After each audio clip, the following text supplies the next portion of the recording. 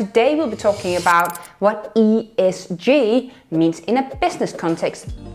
So I work with organizations every single day, and it's really a common question. What does ESG mean? And isn't sustainability just about the environment? What does social really mean? What is G for governance? So first of all, ESG stands for environment, social, and governance. And it's really important as a business to understand that these three concepts applies to you, but it also applies to the impact you're leaving behind because you're a business and you need inputs and outputs.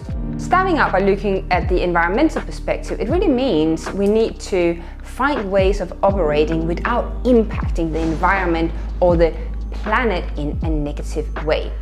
Take an example of Coca-Cola. They produce plastic bottles and they have a responsibility to ensure that we aren't having plastic bottles on our beaches and in our oceans just because they made a business.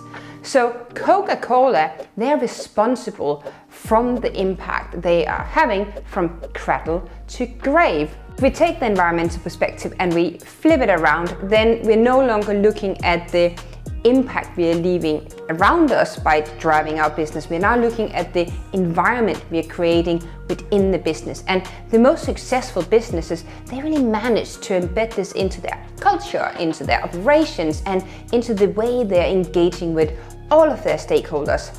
So I actually made a fantastic video about culture and how you can build a sustainable culture within your organization. So make sure you check it out after I left a link for you in the comments below. Next up are S, social.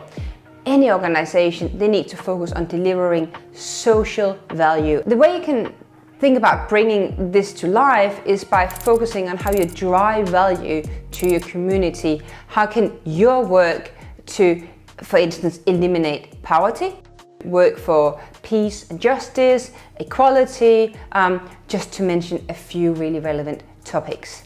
I think the key here is to invest in projects that delivers on social. It's really forgotten about because everything is so interrelated. So I always recommend, and this is where a lot of businesses go wrong, I always recommend that a business actions align with the brand's mission and values, so it becomes a really natural extension and not just something that feels strangely disconnected because, hey, we have to invest in social, so we just put a pot of money over there.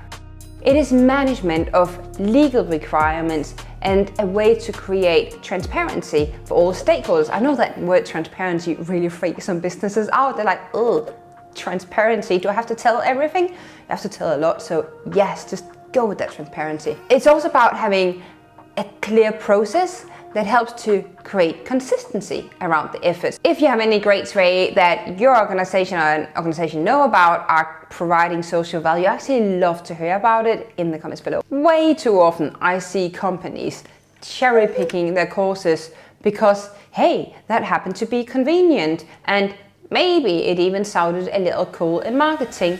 But obviously all efforts, they need to serve the purpose of achieving sustainability.